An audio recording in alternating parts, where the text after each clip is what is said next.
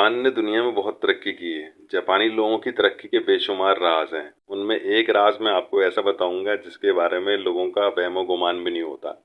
अमूमन लोग जानते हैं कि टेक्नोलॉजी की दुनिया में, मार्शल आर्ट में, एजुकेशन में, रोबोटिकल मार्केटिंग में और दुनिया के बेशुमार शोबों में उन्होंने बहुत तरक्की की है। लेकिन उनकी तरक्की के पीछे एक खास राज है, उनका फेस, उनका चेहरा।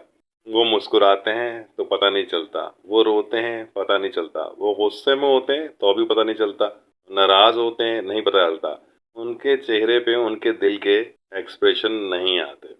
वो अपने दुश्मन से बात कर रहे होते हैं, गुस्से में होते हैं, पता ही नहीं चलता दुश्मन को कि वो गुस्से में। वो किसी से मोहब्बत से बात कर रहे होते हैं, पता नहीं चलता कि वो मोहब्बत से बात कर रहे हैं। चेहरा बहुत बड़ी चीज होती है। अक्सर लोगों के फेस एक्सप्रेशन से ही बहुत सारे राज खुल जाते हैं। लेकिन जापानियों की यही बहुत बड़ी खूबी है कि उनके चेहरे से, उनके एक्सप्रेशन से कभी भी पता नहीं चलता कि वो किस मूड में है। Thank you. वीडियो पसंद आई हो तो लाइक एंड सब्सक्राइब।